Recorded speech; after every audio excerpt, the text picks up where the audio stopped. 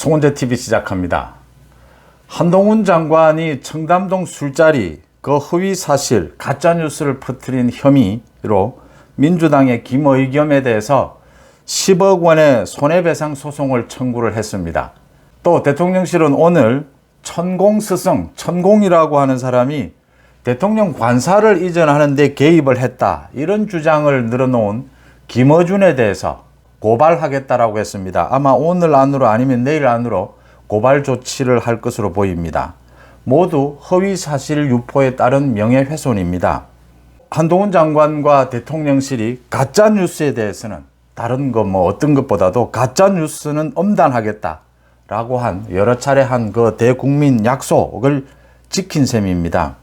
그러니까 한동훈 장관이 김의겸과 더 탐사 이런 사람들이 가짜뉴스를 퍼뜨린 부분, 청담동 술자리 한동훈 장관과 윤석열 대통령이 밤늦게까지 청담동에서 변호사 30여 명과 함께 술을 마시고 노래를 불렀다, 이 녹취록이 있다. 그 녹취록이 첼리스트, 그 술자리에서 있었던 첼리스트가 자기의 전 남자친구에게 그런 걸 봤다, 윤석열 대통령과 한동훈 장관이 술을 마시는 걸 봤다 라고 이야기한 그 녹취록입니다. 그 녹취록을 이재명이 있는 자리에서 민주당 최고위원회의에서 틀기도 했습니다. 그걸 근거로 해서 국회에서 이제 한동훈 장관에게 질의를 한 겁니다. 그래서 한동안 나라가 들썩했습니다. 이 부분에 대해서 한동훈 장관이 10억 원의 손해배상 소송을 청구했다. 대통령실이 또 김어준에 대해서 김어준 방송에서 김어준이 천공스승이라고 하는 사람이 대통령 관사를 이전하는 데 개입을 했다, 대통령실 경호처장도 만났다 라는 부분은 완전히 허위사실이다라고 해서 고발 조치를 했습니다. 장경태, 민주당의 장경태 의원, 장경태 최고위원이 또 김건희 여사의 캄보디아에서 그 아픈 어린이를 위문한 것, 그 부분에 대해서 조명을 썼느냐 쓰지 않았느냐, 그 부분도 가짜뉴스다, 허위사실이다라고 해서 대통령실이 고발 조치를 했습니다. 이렇게 따박따박 가짜뉴스에 대해서는 고발 조치하겠다라고 하는 부분을 그대로 이행을 하고 있습니다. 이 김어준이 그때 같이 방송을 했던 김종대 전 정의당 의원 함께 고발 조치를 했습니다. 고발 조치를 하고 나니까 김의겸을 비롯해서 김어준 마찬가지입니다.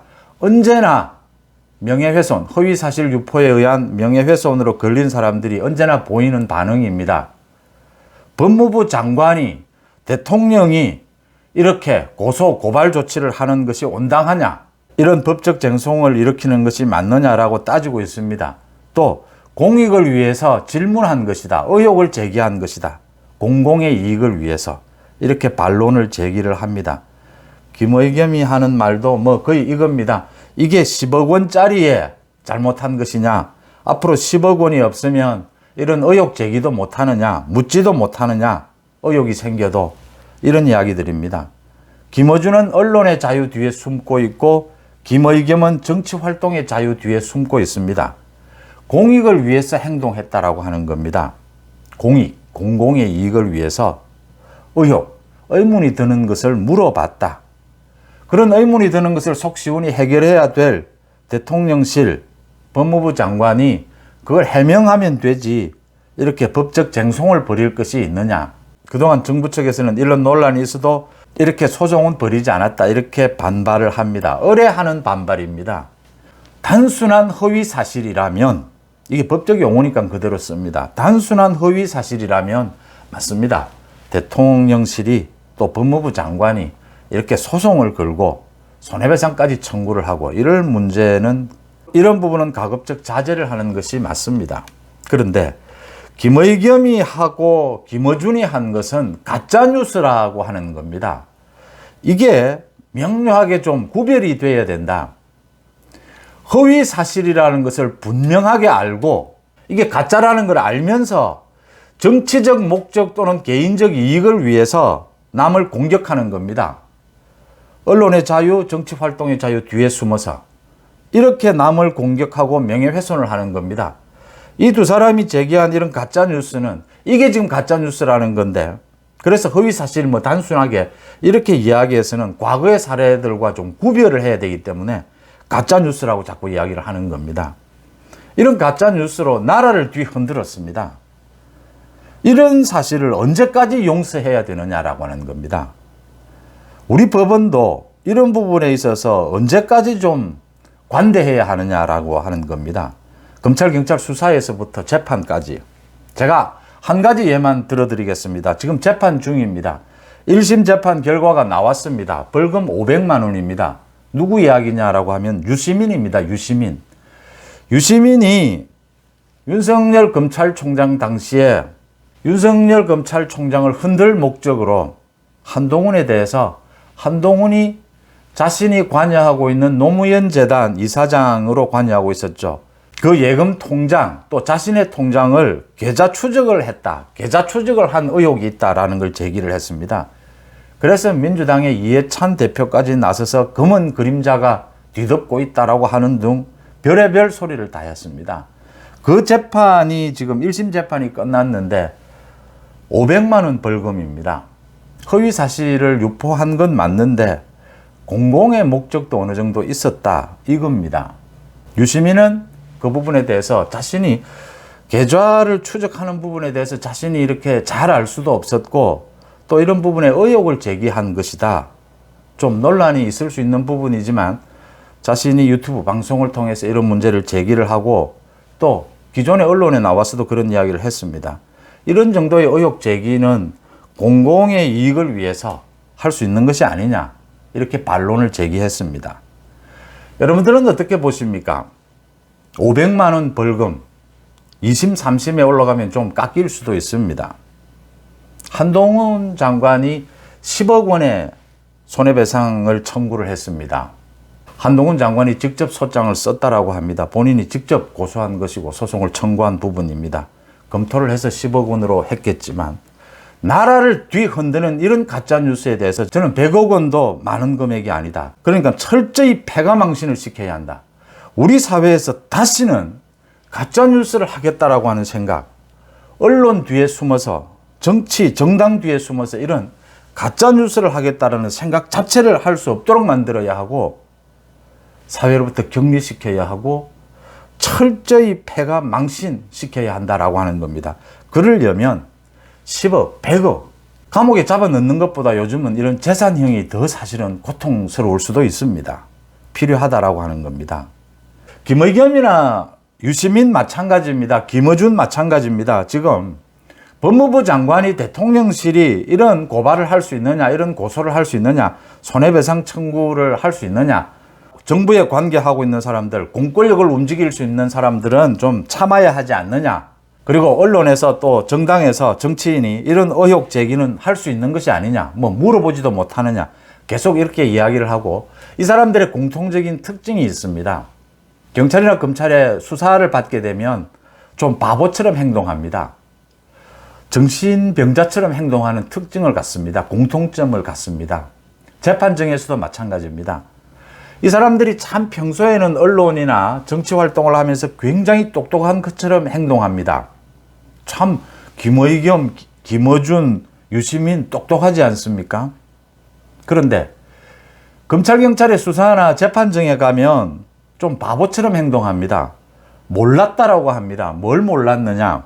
이게 그렇게 완전히 가짜였는지 허위 사실이었는지 정확하게 판단하기 힘들었다. 잘 모르겠더라. 그래서 참 이렇게 조심스럽게 공익의 이익을 위해서 제기를 했다. 이런 식으로 얘기합니다. 거의 공통적입니다. 자신들은 공익을 위해서 이런 질문을 했다라고 하는 겁니다. 이 지금 최근에 이 가짜뉴스는 좀 다르게 봐야 된다라고 하는 겁니다. 뭐 법적인 따져야 될 부분은 가장 중요한 것은 고의성입니다. 이 허위 사실인 걸 알았느냐 몰랐느냐, 알고도 이런 질문을 했느냐, 이런 뉴스를 퍼뜨렸느냐 합니다. 무슨 목적으로? 이게 고의성이 있었느냐가 가장 중요합니다. 이 고의성이 없다라는 것을 변명하기 위해서 유시민도 계좌 추적에 의심이 좀 가는 정황이 있었다. 김의겸도 지금 그런 이야기를 하는 겁니다. 녹취록이 있어서 청담동 술자리 녹취록을 들어보니까 그럴듯하더라. 이런 이야기들입니다. 김어준 마찬가지입니다. 그러니까 천공스승에 대해서는 지난해에 대선 기간 중에 윤석열 후보가 이야기한 것도 있지 않느냐. 그러니까 뭐 의뢰하는 합리적인 의심 아니냐. 이런 이야기들입니다. 자기들이 좀 어수룩하고 바보스럽다라고 계속 이야기합니다. 밖에서는 그렇게 똑똑한 척하는 사람들이 갑자기 이 문제에 가면 바보스러워지고 정신적으로 좀 모자라는 사람처럼 행동합니다. 그래야 빠져나갈 구멍이 생기거든요. 그래서 저는 이 가짜뉴스는 상식의 차원에서 우리가 법적으로 좀 이제는 다르게 봐야 된다. 이런 겁니다. 먼저 유시민부터 말씀을 드리겠습니다. 검찰이 계좌 추적을 하면 1년 뒤에는 본인에게 통보를 해줍니다. 금융기관에서. 그건 이미 법제화되어 있습니다. 그걸 알고 있는 검찰이 뚜렷한 목적 없이 계좌 추적은 못하는 겁니다. 또 본인이 자신의 계좌가 문제가 있다고 생각하면 금융기관을 통해서 확인할 수 있습니다. 그런데 계좌를 검찰이 털었다?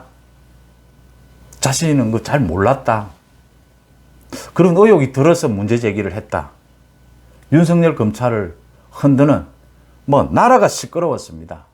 그런데 지금 재판에서는 자기가 그런 것을 참 정밀하게 잘 몰랐답니다.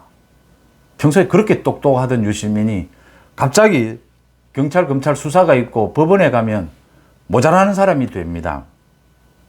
녹취록이 나왔습니다. 첼리스트라고 하는 여자가 자기 전 남자친구와 통화한 내용입니다. 이게 모두 경찰 수사 결과 드러났습니다. 남자친구를 속이기 위해서 거짓말한 것이다. 들어보면 그냥 일반적인 상식으로 보면 대통령이 법무부 장관과 30명의 변호사들과 함께 밤늦게까지 술을 마시고 노래를 불렀다? 그러면 그 경호 문제는 어떻게 되며 그렇게 될 장소가 청담동에 그런 장소가 있느냐? 장소도 그런 사람이 들어갈 장소도 아니었다라는 겁니다. 의심을 갖게 됩니다. 전화 한 통이면 모두가 확인이 되는 겁니다. 그 술집을 전화해 보든지 참석했다는 변호사, 김현장 변호사에게 전화해 보면 바로 모두가 드러날 부분입니다. 앞으로 김의겸은 계속 이야기를 할 겁니다. 의혹이 생기는데 물어도 못 보느냐. 이겁니다. 더 탐사라는 곳이 어떤 정도의 언론 기관이고 언론 경력이 있는지 잘 모르겠지만 더 탐사도 마찬가지입니다. 모두 이 허위 사실을, 이 가짜 뉴스를 가짜라는 걸 모두 알면서도 국회에서 이 문제를 제기해서 유포시킨 겁니다. 공작인 겁니다. 공작. 자신들이 모두 알고 있었던 겁니다. 김의겸, 유시민, 김어준 그렇게 바보 같은 사람들은 아니지 않습니까? 이제 이 문제입니다. 이게 공익을 위해서 한 행동입니까? 이건 공익을 위해서 한 것이 아니라 공익을 훼손하는 겁니다. 그래서 저는 허위사실로 인한 명예훼손 재판에서 다시는 그 재판 판결문에 공익을 위해서 한 행동이니까 언론의 자유, 정치의 자유 부분에 좀 해당이 되니까 정상 참작을 할 필요가 있다. 이런 말은 이제 좀 안 나왔으면 좋겠다라는 생각을 합니다. 기존의 허위사실 유포로 인한 명예훼손, 기존의 사건이라면 당연히 그 부분에 공익성이 좀 있었느냐. 언론의 자유 부분도 중요하고 정치의 자유도 중요합니다. 근데 지금 문제가 되고 있는 이건 MBC, 김의겸, 김어준, 유시민은 이미 재판 중입니다. 이런 건들은 소위 허위사실 단어를 바꾸겠습니다. 가짜뉴스라고 하는 겁니다. 가짜라는 걸 완벽하게 알고 모의해서 이 사실을 가짜인데도 퍼뜨리자라고 한 겁니다. 자신들이 이미 가짜라는 걸 다 알고 있는 겁니다. 그래서 공익을 위해서 한 행동이 아니고 공익을 훼손할 목적으로 한 것입니다. 이것도 정상 참작을 해줘야 합니까? 이것도 10억의 손해배상 청구를 하면 대충 깎아서 1,000만 원, 2,000만 원. 유시민 같은 경우에는 500만 원입니다. 지금 김의겸이 비꼬고 있는 겁니다. 이게 10억 원짜리 소송이 될 거리냐? 제가 보기에는 100억 원입니다. 물론 전문가들이 한동훈 장관 자신이 전문가니까 자기가 직접 소장을 썼다라고 하니까 10억이 적정하다라고 봤겠지만 저는 100억도 많지 않다라고 생각합니다. 공익을 훼손한 사람들입니다. 언론을 훼손하는 사람들입니다. 정치활동의 자유를 훼손하는 사람들입니다.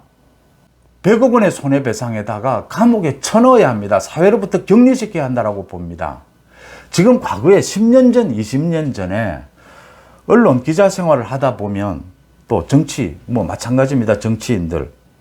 이렇게 팩트 체크를 하고 팩트 체크를 해도 틀리는 경우가 나옵니다.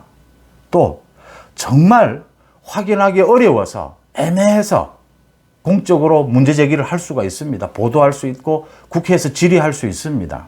지금 이건 그것과는 차원이 다른 문제입니다. 없는 사실을, 완전히 왜곡한 사실을, 가짜 사실을 자신 스스로 왜곡해서 모의를 해서 이 나라 정부를 흔들 요량으로 우리 사회 정치 자체를 오염시킬 목적으로, 공익을 훼손할 목적으로 이런 범죄 행위를 저지르고 있다고 하는 사실입니다. 이걸 왜 정상 참작을 해줘야 하고 이걸 왜 용인하고 있어야 되느냐라고 하는 겁니다. 그래서 제가 거듭 말씀을 드리다시피 이미 언론이 아니다. 이미 정당이 아니다. 이미 정치가 아니다. 모든 법은 사람을 위해서 만든 것입니다.